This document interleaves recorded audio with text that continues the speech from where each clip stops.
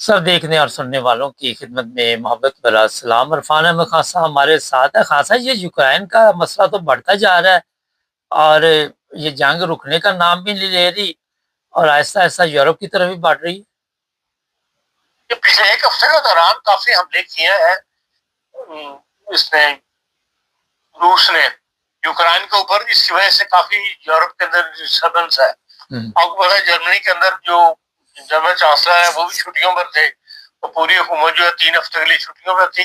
آج منڈے سے پہلا دن ہے جرمن چانسلر کا بھی آفس میں آنے کا اور حکومتی جو منسٹریز اور منسٹر جو چھٹیوں پر گئے ہوئے تھے سب دوبارہ سے آج کام شروع ہو جائے گا.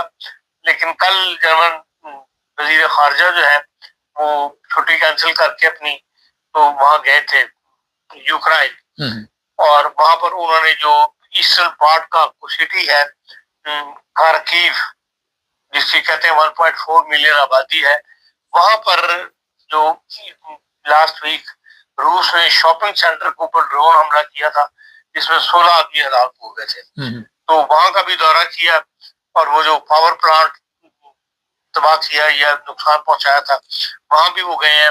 وہاں بھی انہوں نے دیکھا اس کو بھی اور بڑا سخت بیان دیا ہے. جرمن یوکرائن کے وزیر خارجہ کے ساتھ انہوں نے کل پریس کانفرنس کی ہے اور انہوں نے وارننگ دی ہے کہ بھئی یہ روسی کاروائیاں جو ہیں مزید بڑھتی چلی جا رہی ہیں تو یہ نہ ہو کہ ہم جو ہے سب مل کر روس کا مقابلہ کرنے کے لیے میدان میں ہمیں اترنا پڑے. اور جرمن جو یورپین یونین ہے ان کے بھی وزرائے خارجہ یا ان کے افسران کا آج اجلاس جو ہے وہ برسلز میں ہو رہا ہے.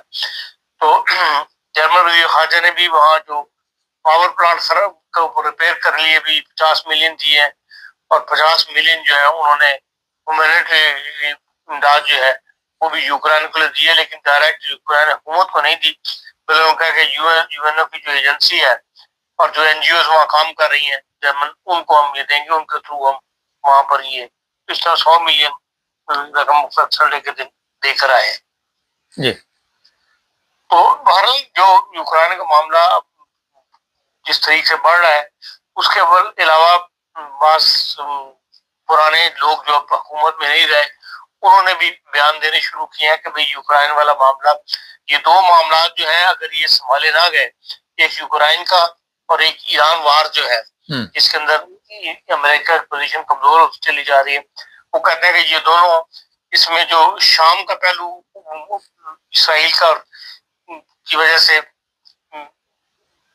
ترکی اور شام کے درمیان جو نئی جنگ کی وہ حالات پیدا ہو رہے ہیں جو اس کو کہا جا رہا ہے کہ وہ ان علاقوں کے اندر جہاں پہ شام میں ترکی نے کچھ حملے کیے ہیں اور اس وجہ سے وہ کہتے ہیں کہ یہ عالمی جنگ کی طرف جو ہے حالات بڑھ رہے ہیں. اگر ان حالات کو کنٹرول نہ کیا گیا، اب تک جو سب باتیں کر رہے تھے لیکن ان پابندیوں کے باوجود گفت و شنید کے باوجود حالات مزید خراب ہوتے چلے جا رہے ہیں اور ان کا اینڈ جو ہے یہ نظر آنا شروع ہو گیا کہ ہم تیسری جنگ کے جو ہے قریب جا رہے ہیں. تو اس قسم کی باتیں بھی اب شروع ہو گئی ہیں. اور اس کے علاوہ جرمن چانسلر نے جو ہے وہ کل آج سے کام شروع کرنا تھا لیکن کل انہوں نے آتے ہی جو ہے سب سے پہلے اس علاقے میں گئے ہیں جہاں پہ آگ لگی ہوئی تھی، لگی رہی ہے جنگلوں کو، اور وہاں پہ جو 1800 فیملیز جن کو شیلٹر مہیا کیا گیا تھا ان سے ملاقات کی ہے اور تمام فویا کے ملازمین جنہوں نے اس آگ بجھانے میں حصہ لیا ان کے ساتھ انہوں نے کل کی شام جو ہے وہ گزاری ہے. جی ایک اچھا مطلب اقدام ہے اس لحاظ سے. اور جرمنی کی جو کار ہے فاکس ویگن سب سے بڑا جو پلانٹ ہے ان کا جرمنی کا، وہ کہتے ہیں کہ ہم اپنی تاریخ کے مشکل ترین دور کا سامنا اس وقت کر رہے ہیں. اور چائنا اور یو ایس کی جو آپس کی کانفلکٹ ہے اور مڈل ایسٹ کے جو ایران وار کی وجہ سے جو مڈل ایسٹ پر اثرات پڑ رہا ہے اس سے یہ ہے کہ ہماری گاڑیوں پر بھی اثر پڑ رہا ہے اور یورپ کے اندر چائنیز گاڑی اس وقت زیادہ بک رہی ہے اور جس سے ہماری سیل جو ہے مسلسل کم ہو رہی ہے. ان کا کہ ہم نے 2030 تک 50,000 جاب کٹ کرنے کا پلان بنایا تھا، اس کی امپلیمنٹیشن کے کس پلانٹ سے کتنے افراد نکالنے اس کے اندر بھی ہمیں دشواری کا سامنا ہے. جو مارکیٹ اس طرح اوپر نیچے ہو رہی ہے کہ ہم سیکاؤ، ہنوور، ایمڈن اور نوے علم جو ہمارے پلانٹس ہیں وہاں سے ہم نے پلان کر کے لوگوں کو نکالنے کا کرنا تھا، لیکن ہمیں اب تک 5 لاکھ گاڑی ہماری جو ہے وہ یورپ میں اس وقت اپنے کسٹمر کی منظر ہے، جو لوگوں نے چائنیز گاڑیاں جو ہے وہ زیادہ خرید رہے ہیں اور ہماری گاڑی جو اس وقت نہیں بک رہی، جس وجہ سے ہمیں کافی نقصان کا سامنا ہے۔ تو بتایا کہ بھئی یہ اس وجہ سے ہم اس وقت اپنے مشکل ترین دور سے گزر رہے ہیں۔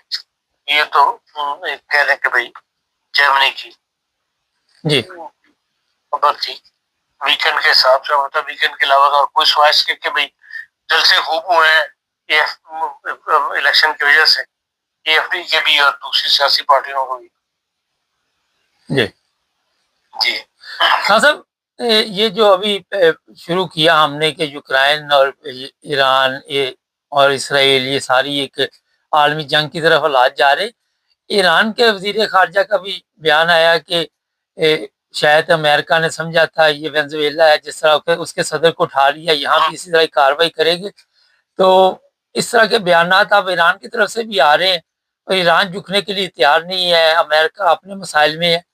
تو عالمی جنگ کے جو حالات بنتے جا رہے ہیں، کہاں سے اس کا آپ دیکھ رہے ہیں کہ خطرناک آغاز ہو سکتا ہے؟ یہاں یوکرائن سے ہوگا یا یہ مڈل ایسٹ سے ہوگا؟ دیکھیں یوکرائن سے امکان زیادہ ہے، کیونکہ امریکہ کی اس وقت پوزیشن دن بہ دن معاشی طور پہ بھی کمزور ہو رہی ہے اور سیاسی طور پہ بھی اس کا روک جو دبدبہ جو ہے وہ کم ہو رہا ہے۔ اب کل ہی جو لبنان کے ایک نیوز ایجنسی ہے اس نے یہ خبر دی ہے کہ جنرل اپنے فیلڈ مارشل صاحب جو ایران جا رہے ہیں آج، اس کے لیے پچھلے ہفتے پہلے ہی ان کو ایران کو یہ آفر دی گئی تھی کہ بھئی وہ مکہ معاہدہ جو ہے اس کے اندر وہ شامل ہو جائے۔ ان کی طرف سے یہ آفر گئی تھی۔ آپ تھوڑا سا فون سے دور ہو گئے خان صاحب؟ نہیں، تو ایران نے کہا تھا کہ ہم سوچ کے اس کا جواب دیں گے، اور ایک ہفتہ غور کرنے کے بعد ایران نے پھر کچھ حامی بھری ہے اور جنرل صاحب کو بلایا ہے اس معاملے میں اس بات کو فردر ڈسکس کرنے کے لیے۔ تو نیوز ایجنسی نے بتایا کہ اگر یہ معاملہ ہو گیا، ان میں کامیابی حاصل ہوگی اور چوتھا جو ہے وہ ایران اس مکہ معاہدے میں شامل ہو گیا، تو پھر پوزیشن جو ہے وہ ایران کی اور زیادہ کمزور ہو جائے گی، کیونکہ بہرحال خلیجی ممالک کو اور سعودی پرنس کو محمد سلمان کو یہ باور ہو گیا کہ ایران اتنی دور بیٹھ کے امریکہ ہماری حفاظت نہیں کر سکتا، ہمیں اپنی حفاظت خود ہی کرنی ہے یا اپنے اتحادی جو ہے وہ قریب ڈھونڈنے ہیں۔ اور انہیں سب سے نزدیکی خطرہ جو ہے وہ ایران سے ہی ہے، اپنے اختلافات کی وجہ سے، مذہبی اختلافات کی وجہ سے، یا جو ایران کی پالیسی ہے امریکہ کے ساتھ یا مغربی دنیا کے ساتھ، اس کی وجہ سے وہ یہ زیادہ مغربی دنیا کے قریب جانا چاہتے ہیں سعودی عرب والے۔ تو اس کا حل کے لیے انہوں نے کہا کہ اس کو ایران کو بھی اس مکہ معاہدے میں شامل کر لیا جائے تاکہ ہم اپنے آپ کو سیو کر سکیں۔ تو اس کے لیے جنرل صاحب کی ڈیوٹی ہے، فیلڈ مارشل صاحب کی ڈیوٹی لگی ہے، وہ آج وہاں جا رہے ہیں اور دیکھیں اس کا کیا رزلٹ نکلتا ہے۔ اگر یہ مکہ معاہدے میں شامل ہو جاتا ہے ایران تو یہ بہت بڑی کامیابی ہوگی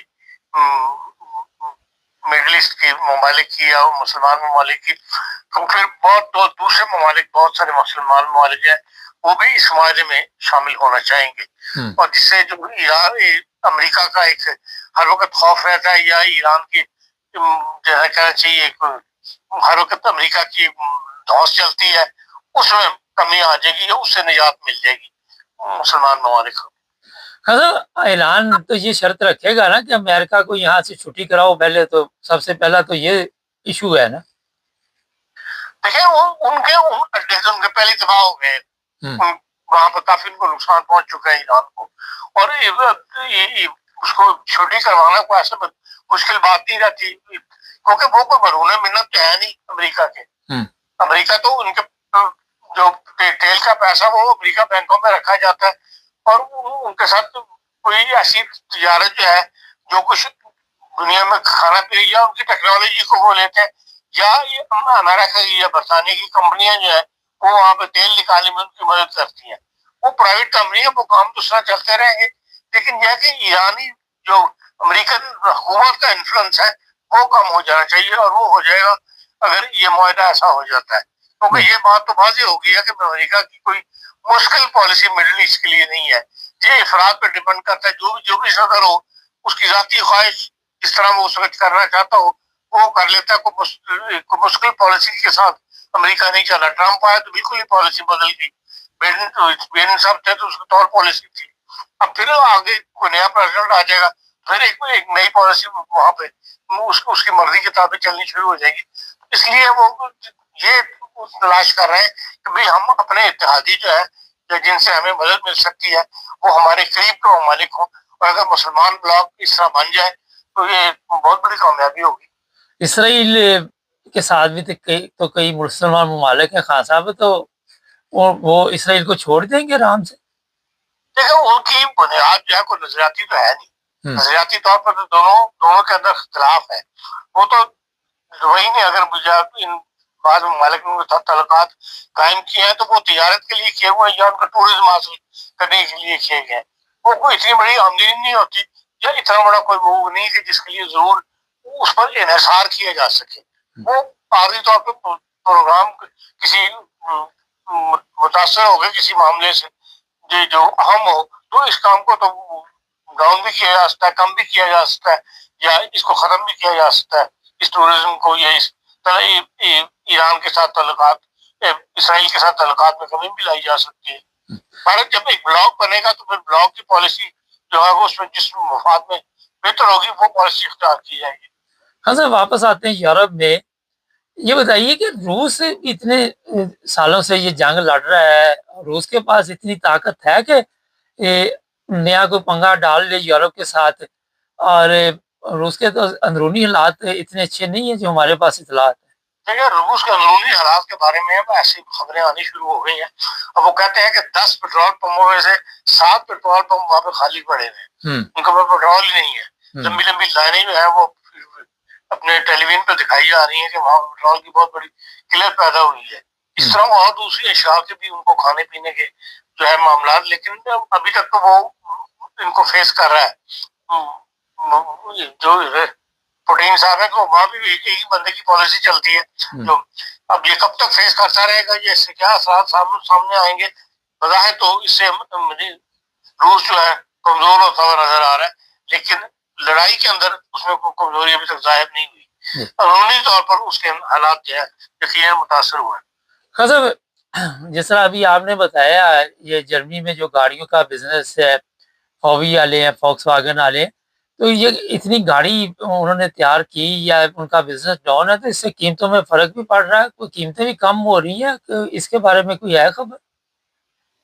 کوئی ایسی خبر نظر سے تو نہیں گزری، لیکن لازمی بات ہے کہ بھائی جب مارکیٹ میں چیز نہ بک رہی ہو تو پھر اس کو فروخت کرنے کے لیے قیمتیں جو ہے کم کی جاتی ہیں، تو ان کی بھی کوئی نہ کوئی فرق تو پڑے گا.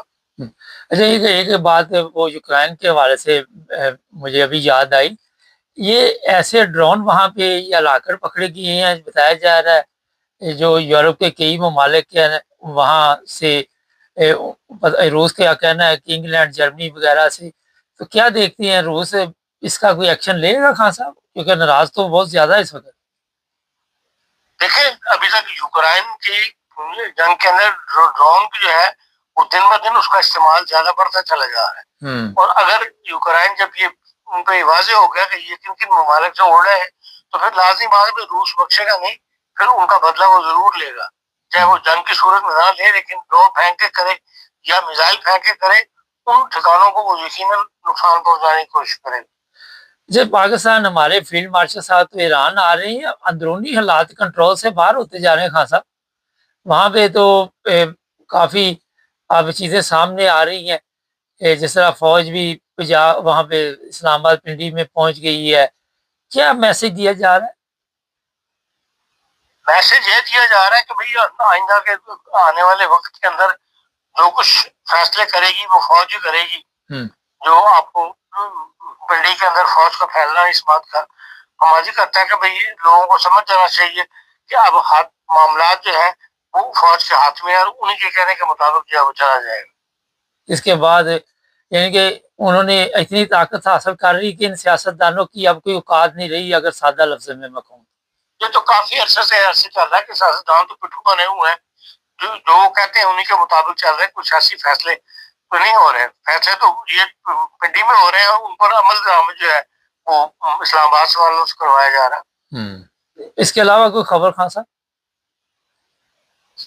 और तो बस कोई ऐसी वो ख्वाहिश है कि भाई ये स्पेन में जो है कहते हैं अप्रैल और जून के दरमियान जो है बहुत ज्यादा प्रॉपर्टी खरीदी गई है और 26,800 मकान जो है वो वहाँ खरीदे गए हैं, जो कि पिछले साल की 15.98% वो ज्यादा है।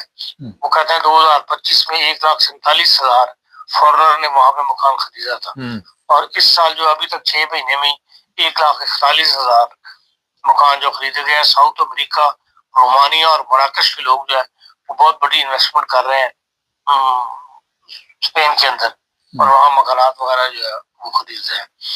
इसके अलावा तो स्विट्जरलैंड जो है उसने एक ऐलान किया कि 2030 से 1 जनवरी 2030 से जो है वो मियाँ बीवी के टैक्सेस जो है वो अलग-अलग जमा करवाने पड़ेंगे। सब कुछ जिस तरह फैमिली टैक्स होता है जैसे जर्मनी में भी है कि आपकी मियाँ बीवी अगर टैक्स कार्ड बदल जाता है शादी होने के बाद और मियाँ का दोनों का एक टैक्स कार्ड जो है वो पे किया जाता है एक ही सिस्टम के तहत। ये रियायत जो है स्विट्जरलैंड में खत्म कर दी है। मगर ये दोनों अपना अपना अलग टैक्स जो है वो पे करेंगे। मतलब कोई रियायत टैक्स में जो रियायत जिस तरह मिलती थी वो वहां पर उन्होंने खत्म कर दी है। इस तरह वहां पर इटली के अंदर जो है वेनिस के अंदर एक ही हफ्ते के अंदर 6 खवातीन का जो है वो कत्ल हुआ है और 5 दिन के अंदर 6 खवातीन जो है वो कत्ल हुई है, जिसका इटली की हुकूमत ने बड़ा नोटिस लिया है। और मतलब ये वहां पे क्राइम के बढ़ने की जो है उस पर भी काफी अवामी तौर पर शोर पड़ा है। इस किस्म की छोटी मोटी खबरें जिसे अच्छा ये भी खबर शामिल कर लें खान साहब, पुर्तगाल में शायद बुरके पे पाबंदी लगाई गई है और ये भी इतला हमारे पास है। इस तरह और भी यूरोप के कई ममालिक में इस तरह के मसाइल उठते रहते हैं, कभी ख़त्म हो जाते हैं, कभी चलते रहते हैं। तो खान साहब बहुत शुक्रिया आपका, थैंक यू जी। ओके अच्छा जी, ये थी जनाब ताज़ा सूरत हाल और हमारा मकसद ये होता है कि आपको जो भी अपडेट हो देखे। इस तरह खान साहब कितनी मेहनत से ये तैयारी करते हैं, छोटी छोटी चीज़ की तरफ भी तवज्जो दिलाते हैं। ये स्विट्ज़रलैंड की, इटली, स्पेन, हर जगह की खबरें और किसी चैनल पर आपको ये चीज़ें नहीं मिलती। सब्सक्राइब करें, जुड़े हमारे साथ।